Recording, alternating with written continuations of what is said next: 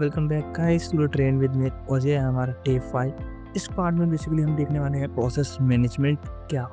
ठीक है, तो ठीक है, बिना किसी देर के हम लोग स्टार्ट करते हैं। सबसे पहले हम आते हैं अपने कंसोल पर, यानी अपने टर्मिनल पर, जहाँ हमने अपना AWS कनेक्ट किया हुआ है। ठीक है, तो बेसिकली प्रोसेस मैनेजमेंट है क्या? तो इसकी प्रोसेस में जब आप कोई भी काम करते हैं अपने लिनक्स पे या अपने उबंटू सर्वर्स पे, तो कई बार क्या होता है कि हमारा सर्वर या हमारा OS स्लो हो जाता है।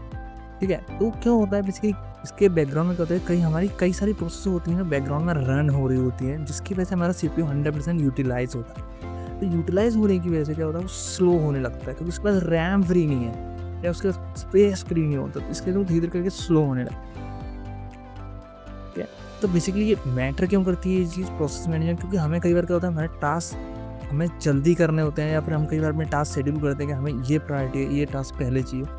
उसके लिए हम प्रोसेस मैनेजमेंट का यूज़ करते हैं। ठीक है, इस प्रोसेस मैनेजमेंट में सबसे पहला हमारा इंपॉर्टेंट कमांड आता है PS जो कमांड होता है उसका फुल फॉर्म है अपना प्रोसेस स्टेट्स। ठीक है, प्रोसेस स्टेट्स मेनली ये देखने के लिए होता है कि हमारी कितनी प्रोसेस रन कर रही हैं। ठीक है, कितनी प्रोसेस रन कर रही है और कितनी प्रोसेस हमारी बैकग्राउंड में रन कर रही है। ठीक है, तो नॉर्मली इसके लिए हमें सबसे पहले यहाँ पे अपने कंसोल पर लिखना होता है, अपने टर्मिनल पर लिखना होता है तो PS से हमारी नॉर्मल प्रोसेस आगे हमारे फ्रंट पे रन कर रही हैं इस टाइम पे। ठीक है, अगर हमें सारी प्रोसेसेस देखनी हो, बैकग्राउंड में भी हैं, फ्रंट पर भी हैं, तो हम यूज़ करते हैं PS स्पेस बार AUX।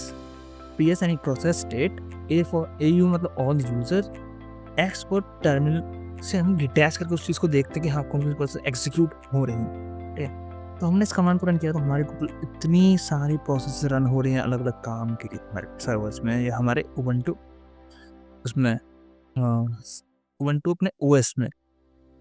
ठीक है, तो जब अब हमें क्या होता है, कई बार अब इतनी सारी प्रोसेस में हमें ज़रूरी नहीं है कि यार हमें सारी प्रोसेस को भी काम करना हो या हमें कोई पर्टिकुलर प्रोसेस चाहिए हो।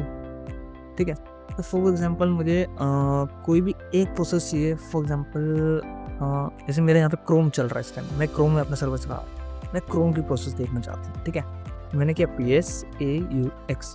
ठीक है, अब AUX करने से क्या हुआ, हमारी सारी प्रोसेस आ गई। अब हमने क्या किया, उस सारी प्रोसेस को पाइप ऑपरेटर के थ्रू हमने एक ऐसा इनपुट दे दिया हमारे ग्रैब को। अब ग्रैब कमांड से हमने क्या, अब हमसे फिल्टर करेंगे हमें कौन सी वाली प्रोसेस चाहिए जो क्रोम से रिलेटेड है।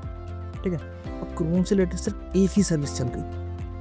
अब इससे हमारा इतना काम आसान होगा कि हमें अब इतनी सारी प्रोसेस को देख के नहीं करना पड़ेगा, हम डायरेक्टली यहाँ से फिल्टर लगा के हम डायरेक्टली अपनी प्रोसेस को यूज़ कर सकते हैं। अब इस पर हमें जो भी चीज़ करनी है या कोई भी कमांड अप्लाई करना है हम वो चीज़ें कर सकते हैं। ठीक है, तो देन इसके बाद हमारा अगला कमांड आता है हेड एंड टॉप। ठीक है, तो हेड एंड टॉप बेसिकली होता है हमारी लाइव मॉनिटरिंग के लिए कि हमारी कमांड किस तरीके से काम कर रही है, इसमें क्या क्या चल रहा है, कितना रैम हो रहा है। ठीक है, तो इसके लिए सबसे पहले आपको एक बार हेड टॉप को आपको अब वो करना पड़ेगा, डाउनलोड करना पड़ेगा।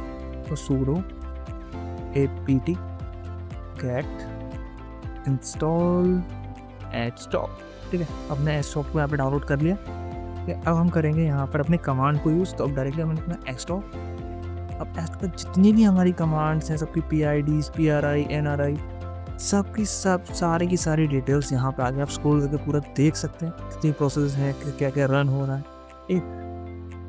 ठीक है, अगर आपको